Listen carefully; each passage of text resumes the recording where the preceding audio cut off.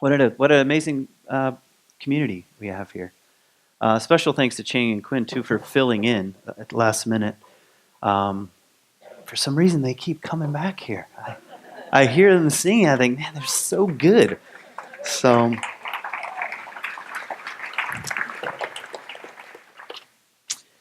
yeah, and Wayne for starting us off with the squirrels, which got me thinking about my own squirrels. Not that they're mine; I don't possess them. Um, I have these giant black walnut trees, huge. One is probably 300 years old, and when the walnuts start falling, the squirrels come out and they gather them up. But this is not just like peaceful, serene. No, it's a bit of a fight. I've got several different kinds of squirrels. I've got these big brown squirrels. I've got these black squirrels. I have these little red squirrels. A lot of squirrel diversity in Ada. And the little red ones, they're the meanest. And they like, as soon as one falls, they're like, pew, they come out of the tree. And if the black one or the brown one is nearby, they chase them away. And I went behind the tree the other day, and this this little red squirrel had been gathering walnuts, for several weeks now. And if I had to guess, I think he lives inside the tree. He or she lives inside the tree. And if I had to guess, outside of the tree near the hole were maybe 400 walnuts. And who knows how many were inside this particular tree. What are these beings doing, It's an interesting kind of consciousness because one of the claims of human consciousness is that we are the creatures who can see the future in some way. And we wouldn't say that necessarily of the squirrel, but there's a kind of consciousness there.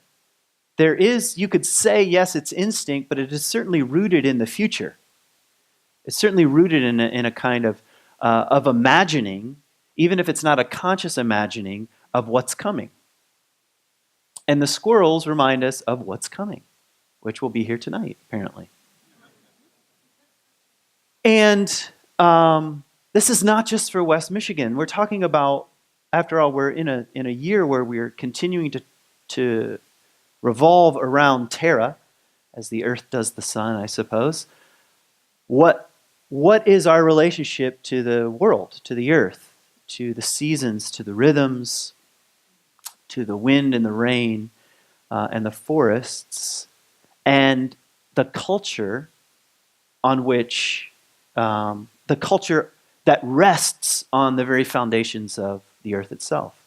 There would be no concrete buildings without the Earth itself and our relatedness to it. So, yeah. And what is it about this time of year where some of you, those who are joining us on Facebook perhaps, have fled the scene? That's not exactly an unnatural thing. I mean, you might say, oh, I'm tough. I live in Michigan. I don't need to go to Florida. But it's actually quite, the geese do it. They're like, we're out of here. So there's a, even within the birds, there's a kind of awareness that the seasons are turning, and there's a kind of cooperation with the Earth. And there are loads and loads of myths and stories about this very thing. Some of them I'll talk about today. But the animals, I think, are the first, the first clues we get are from the birds and the trees as they begin, the beings, the trees, and we think about the bear. So Wayne also mentioned the bear that hibernates. By the way, there are caves that are 50,000 years old of bear skulls that have their femur bone put through the eye of the bear skull. These are ritual caves of some sort. Some sort of cultic bear worship existed in several places around the world. 50,000 years ago, human beings had a deep and religious relationship with the bear. Why? Oh, you could say because the footprint of the bear is a lot like the human. Have you ever seen one? A bear footprint and a human footprint? Look, they're side by side. They're similar. And here's this being that can walk on two legs, but mostly walks on four legs, and cares for their young in a certain kind of way. And anyway, so people have been relating to the bear itself. And of course, what does it do in the winter? What we all want to do in the winter. honestly. And the Native Americans saw the bear also as a kind of dreaming being, had kind of medicine in the dreams. Why would they think about it as being a dreaming being? Because what is it doing all winter? But dreaming up the earth, going to sleep and hibernating and emerging with something. With new life, you could say, with cubs. But also if you start to think more symbolically. So the winter and the seasons is not just like something to endure, but perhaps as a kind of gift, which is why I entitled my talk, Preparing to Go Underground, because that's what the beings of the earth are doing, and that is what we're doing in some respect, and that's what our psyches are wanting to do, whether we say yes to it or not. There's some shift that happens that's deeper than your education, your degree. What's in the unconscious and what's in the realm of the psyche is deeper. And it has its own pull and its own allurement. And a lot of that pull this time of year has to do with going underground. And let me say a few other things. Cultures cannot sustain themselves if they just put the pedal down and live in the blazing summer for 365 days of the year. You can't do it. You can't have an economy that only based on growth. It doesn't work. We actually know that it's like the most simple thing. Not everything can grow and grow and grow and grow and grow. What's going to happen? It's going to burn itself out. We know this, and some of the great stories, like think about the Icarus myth. So Icarus's father is a famous craftsman, and he says we need to flee the city, so he crafts for himself and his son, Icarus, wings made of feathers and wax. And the father, in his wisdom, because he's been around a while, says to his son, don't fly too low. The moisture of the ocean will soak into the feathers of your wings and you'll crash and you'll die in the ocean. He says, and don't fly too high because the sun will melt the wax. But the son can't hear his father really because he's so enthralled with flying higher and higher. It's like when the next generation has no respect for the previous generations. Imagine that. And they say, it doesn't matter, we're going to fly as high as we can. And they fly and they fly and they fly until they get too close to the sun and the sun melts the wax and they crash in the ocean and they drown. We need the old stories to whisper what we know is already true, but we don't really want to hear. Culture and life cannot be sustained by flying higher and higher and higher. It can't. It has to go underground. And if not, the sun will take care of that and burn up your wax and you'll die in the ocean. Okay? The myths were not gentle. Had a kind of shock to them. Or even think about the myth of Iron John that Robert Bly made so famous in his book entitled Iron John, which you should read if you haven't. But anyway, in the story of Iron John, I won't go through the whole thing because it's quite long, but the boy is taken away into the forest where he meets the wild man. And over the course of time, he discovers his own gold, starting with his finger, but then eventually his whole head turns golden, and he has these golden locks, and he has to wrap them up in this like headdress because really of the glory of his own gifts. What is this myth in part saying? It's saying that every human being has a kind of golden head that may or may not be discovered.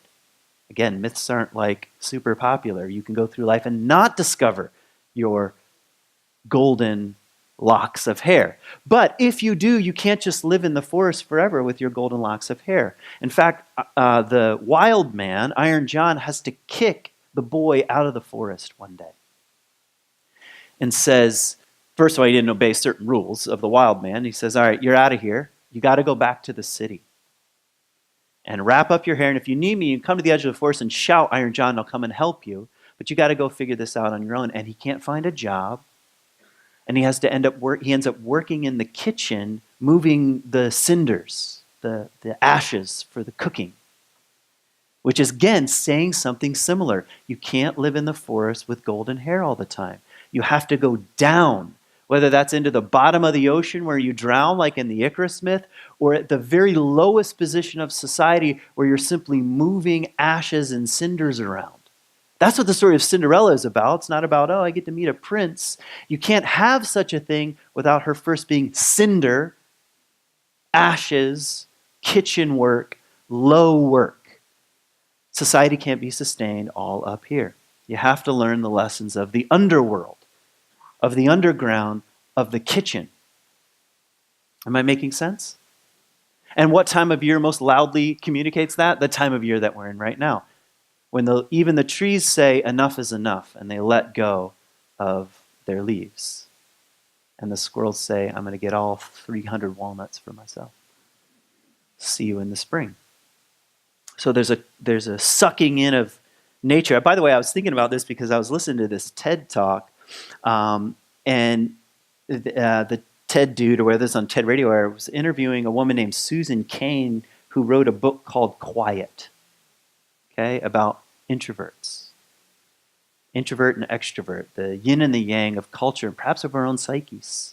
I know right now it's really popular to say I'm one or the other. I understand people they gain certain energies either from solitude or from the energetic relationship in a crowd or in a people. Call those people extroverts. But one of the things she says in this book, in Quiet, is that we live in a very extroverted world right now. And she uses a particular phrase I wrote down. I didn't want to forget it. She says we live in a culture of personality. It used to be a culture of values where we would talk about character traits, and you would want your children to grow up and be honest and forthright and character traits, and that's what we praise. And if you even read the language of the founding fathers and mothers, when they're talking about great people, they're often describing people of character. Well, we've lost that, obviously, and we live in a cult of personality kind of culture. And whoever has the most dynamic personality should be the leader, including Trump or Obama. He was a personality. Would you not agree? It doesn't mean he didn't have certain character traits, but we're comfortable. Well, that's very extroversion. That's very extroverted in its orientation. What's that book? Make Friends and Influence People, or How to something or other. I didn't read it, obviously. That's a very extroverted word, but that's very much what our culture is like, and it tends to worship at that altar, and now it's worked its way all the way down into the education system, and now I'm going to bitch about this, I'm sorry, but the classroom itself is set up for extroverts.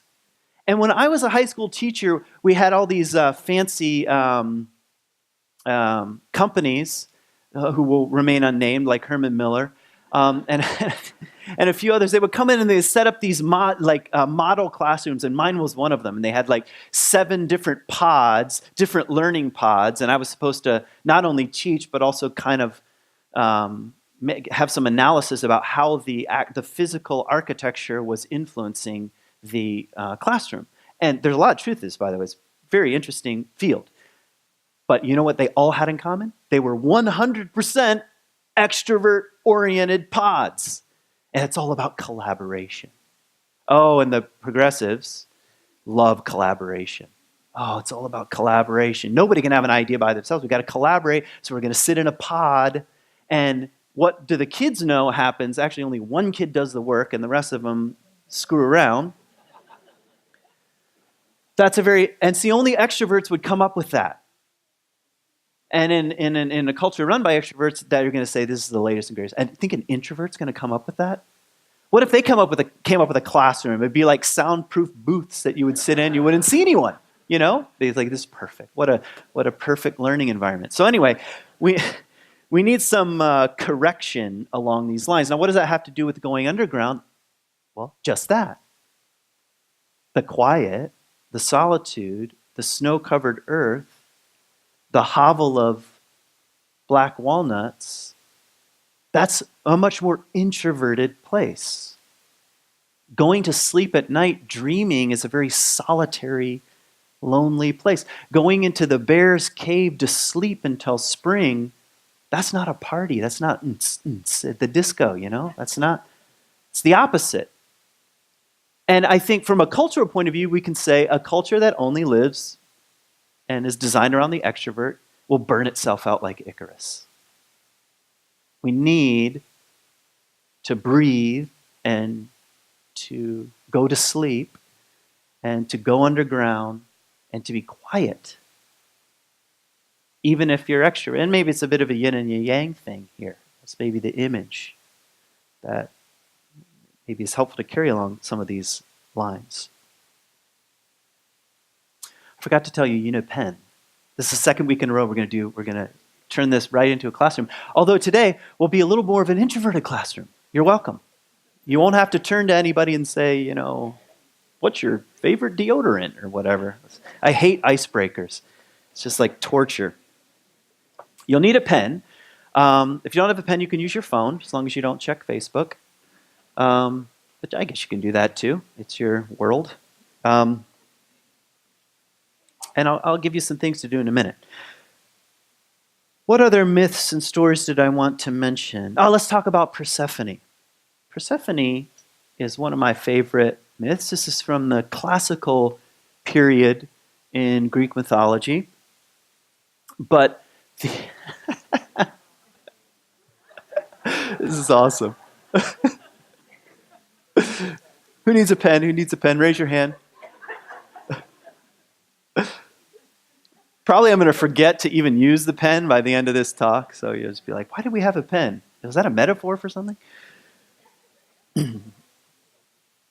So Persephone, in Greek mythology, is rooted in much older stories. And in the great mother or mother goddess stories or the maiden stories of the Chalcolithic period and even the prehistoric period. And these stories are rooted in the shifting of culture from really hunter-gatherer to agrarian. And it wasn't like wasn't like a clean break. There was really, you had both the sort of hunter-gatherer and emerging agrarian societies sort of living side by side and sometimes mixed up together. But the great stories of the earth goddess are really agrarian stories. So anyway, the Persephone myth goes something like this. I won't tell the whole thing now. But first of all, Persephone is the daughter of Demeter. And Demeter was the goddess of agriculture and of the fruit of the vine, not the vine so much, that's Dionysus, but any fruit at all, harvest, grain, that's Demeter. And Demeter had a very beautiful daughter named Persephone. And one day Persephone was out culling flowers, picking flowers, as she liked to do. And she was out there with her friend, I don't remember who, I think maybe the daughter of the ocean, something or other. They're out there and they're picking flowers. And she sees an amazing flowering plant that had 100 flowers on it. And kind of in haste, she wants to try to gather them up. I mean, do you know the feeling like when you see something really beautiful, almost like a bit of greed emerges? Do you know, like, I don't mean, it's like a kind of clinginess, like, oh, this is so amazing. And that's what she's perhaps doing out in this field. It's a bit of Kent Dobson interpretation of the Persephone myth. But something like that takes over. But meanwhile, what she doesn't know, and what no one knows, is that Gaia, the earth, and Hades have cooked up a little plan to capture Persephone and take her to the underworld. And so as she's culling these flowers in this big, beautiful plant, the earth opens up and swallows her whole. And a chariot, driven by Hades, death itself, comes up and snatches her and brings her to the underworld. And only Demeter hears her cries at first. And by the way, a few pigs fall in as well. I don't know if I'll get to the importance of that detail. I'll just leave it there. A few little pigs fall in, which is interesting, as you well know. So anyway, she lives in the underground, and she's taken there. And Demeter falls into the deepest grief, the grief of the mother. A mother who has lost her daughter can grieve the way Demeter was grieving. And not only did it affect her, but it started to affect the entire earth. And she left the realm of the gods, Demeter did, and went down to earth and became a kitchen maid, essentially, and a nurse maid for a family. She was so deep in grief. But as a consequence of that, the earth no longer brought forth any plants or flowers or grain or all the gifts of Demeter, all the gifts of the agrarian way of life. She shut up the earth. And things started to get kind of bad because things were not coming back to life anymore and things were dying. And finally, Zeus even has had enough of all this and he wants to put an end to it. So through his negotiating powers, he negotiates or something with Hades, and Hades agrees, all right, I'll release Persephone. Even though they've now been married in the underworld, he says, I'll release Persephone. But what they didn't realize is that Persephone, as much as she despised the underground, also ate a single pomegranate seed from the underworld.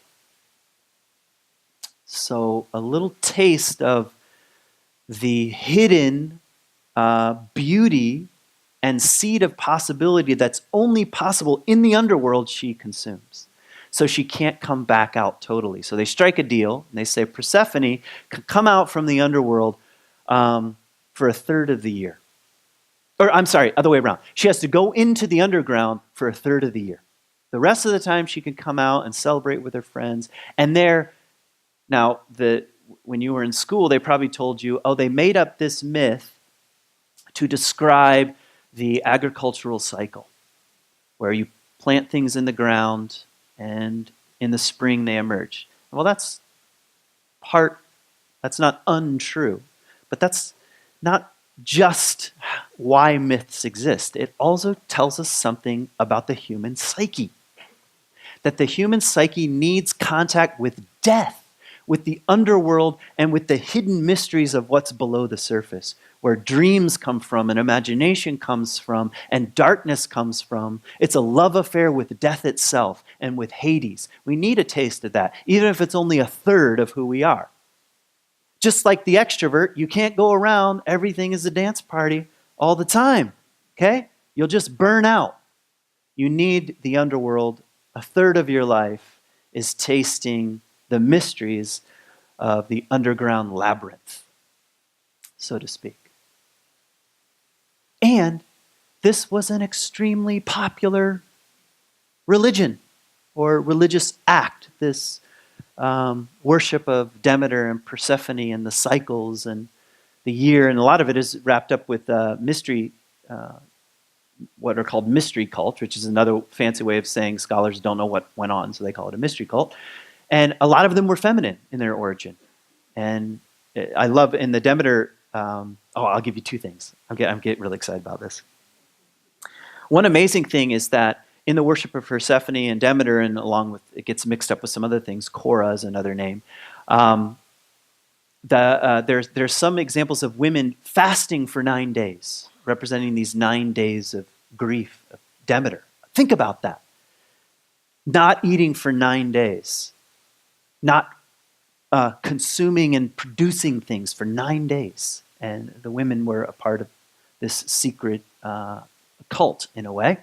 And at the end of some of these festivals, they would take a piece of grain and hold it up like this, which represented Persephone. That Persephone had gone into the ground and would emerge in the spring. Would have to go into the mysteries of the earth itself and emerge. And they said, this is Persephone. This is the embodiment, this piece of grain is the embodiment of Persephone, and therefore we can eat for another year. We'll dine at her table, and they did so in gratitude. Now, around this same time period, there developed another religion where a guy went into the underground around Easter and came back out, and in the Eucharist, what do they lift up? Grain, and they say, this is Christ. So, yeah, there's also that.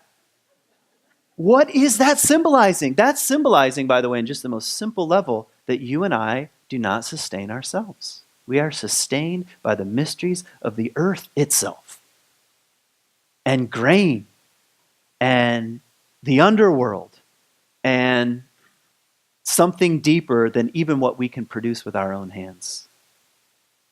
You know, wonder why Jesus says human beings do not live on bread alone. You know? Bread is what happens when we take that grain and we work it and we put it in the oven but on what is that resting? Something that human beings are not in control of. Have I made sense? So, human beings throughout most of history have found ways of saying yes to this life cycle of the earth itself.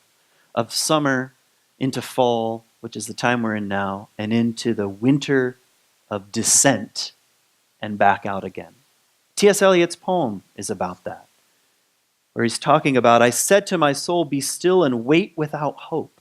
It's that season of waiting, of stillness, of anticipation, of the bear hibernating in the cave, of the deep wonder, will Persephone come back out of the underworld or not?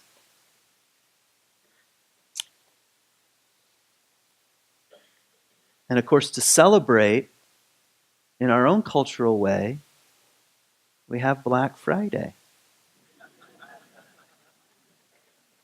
Think about that, though. I mean, the time of year that is about gratitude and really preparing for the descent itself of winter, we say pedal all the way down what can be as cheap as possible. And how can I, you know?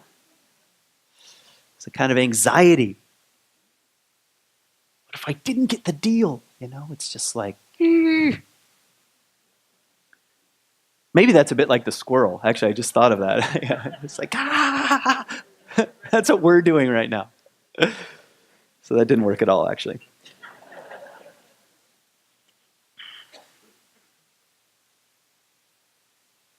Okay, I want to give you some questions. I want you to descend into your own imagination right now, and I want you to finish these sentences.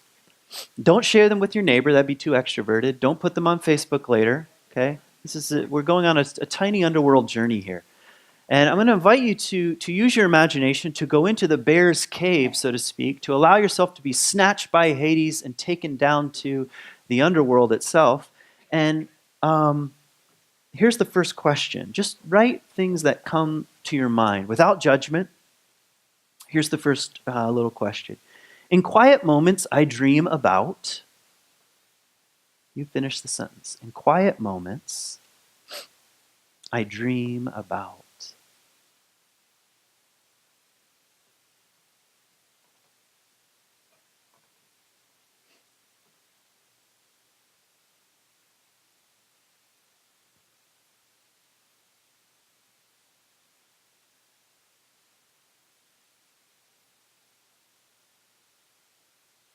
In quiet moments, I dream about.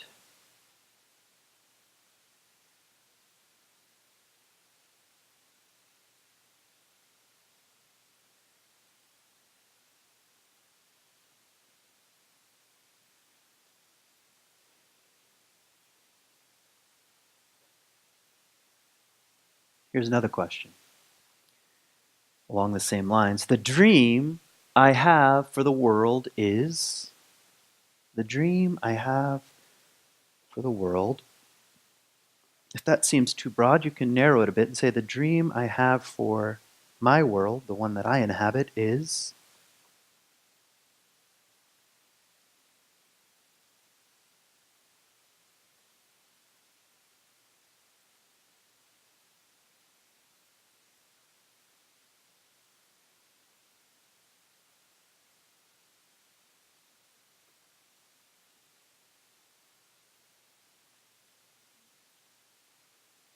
The dream I have for the world is.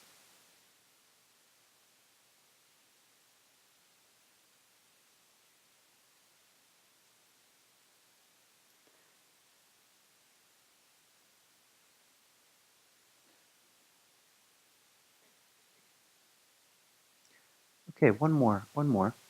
And this will use the seed as a metaphor. This pomegranate seed that Persephone ate in the underworld, or the seed of these black walnuts that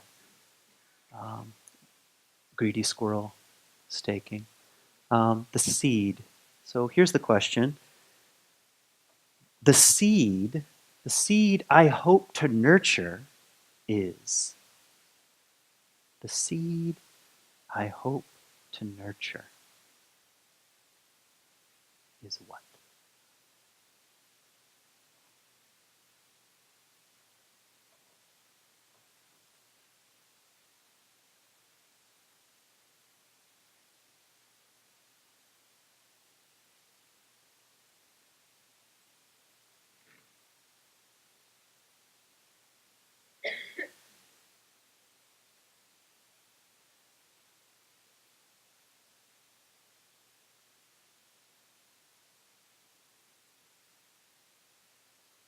The seed I hope to nurture is what?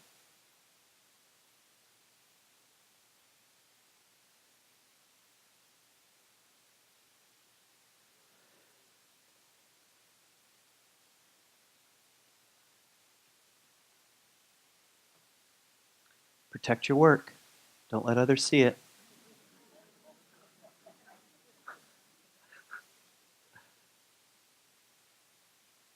Don't workshop it after this.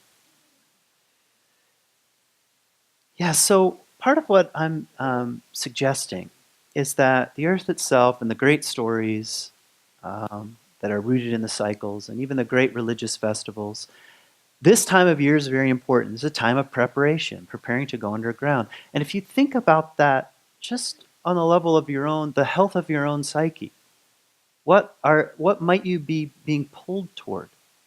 You know, people say they have seasonal affective disorder. And I say, yeah, all things do. We're affected by the seasons. I'm not saying that's not a real thing, by the way. But I'm saying there's something also quite natural about that. The light changes. And we start to long for something like more sunlight. That's part of the natural flow of life itself. And so the question is, what, as we start to turn the corner tonight into winter, what underground cave might you be entering and inhabiting this winter season? I don't mean I won't see you, like, come back next week. I'm saying it's okay to come back next week. But mythically, what kind of cave might you be entered? And the cave is where dreams are born, where imagination is born. And yeah, those have to come back out to see the light of day. And then there's the time for how do my own ideas and visions and hopes start to mix and blend and interact alchemically with the people in my own family and life and community and world. But where are they born? Well, they're born in the underground, you know? Maybe this afternoon you might want to walk around and don't be surprised if the earth opens up and swallows you whole, taking you down somewhere. So in some ways I'm saying, how can we just, in a kind of spiritual sense, say yes to the time of year that we're in? And the underground journey is not like, it's not awesome times, okay? Remember, she's snatched by death, Persephone. Something quite ominous about the journey. You can't quite see beyond it. So I want to end with a poem here.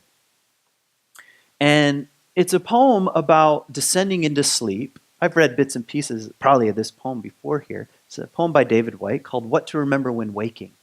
It's a poem about descending into sleep and into the imagination, into the cave and into the underworld in a way, and what you might want to remember upon waking. Okay, so I might throw in a few little Ken Dobson riffs, but mostly I'll just read the poem. In the first hardly noticed moment in which you wake, in that first hardly noticed moment in which you wake, coming back to life from the other, more secret, movable, and frighteningly honest world. In that first hardly noticed moment and when you wake, when you come back from that more secret, movable, and frighteningly honest world. Yes, he's talking about dreams, and yes, he's also talking about that underground labyrinth, which is frighteningly honest, where everything began. There is a small opening into the new day, which closes the moment you make your plans. What you can plan is too small for you to live. What you can plan is too small for you to live. What you can live wholeheartedly will make plans enough for the vitality hidden in your sleep. That's learning to trust a different kind of source than just, which is needed at times, the strategic mind. And then he says something quite lovely. To be human is to become visible. And even for Persephone, to come into her fullness, she has to become visible, even if it's only for part of the year. To become human is to become visible. So you need to go underground, but then you make yourself known. To be human is to become visible while carrying what is hidden as a gift to others. The descent into the cave where you might discover things is what's carried back. The hiddenness in the underground labyrinth of the depth of your own being is carried out into the world. To be human is to become visible while carrying what is hidden as a gift to others. To remember the other world in this world.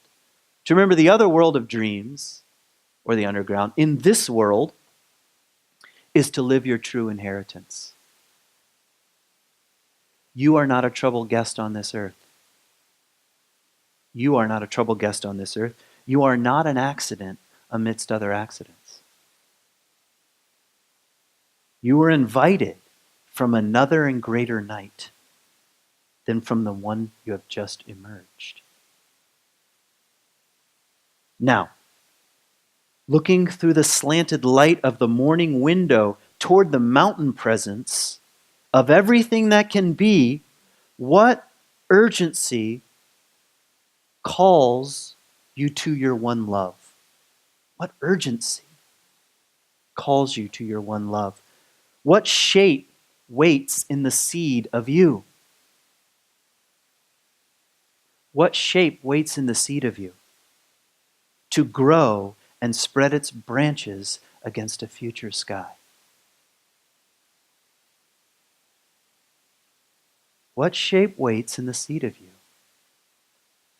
to grow and spread its branches against a future sky? Still, there's some seed of you right now, David White is saying, that longs to spread its branches against a future sky. What you discover in the cave, in the hiddenness of the sleep, in the labyrinth of the underworld, is a seed that wants to spread its branches against the future sky. And then he asks some questions here. This will be my final questions. Is it waiting in the fertile sea? In the trees beyond the house? In the life you can imagine for yourself? In the open and lovely white page on the writing desk?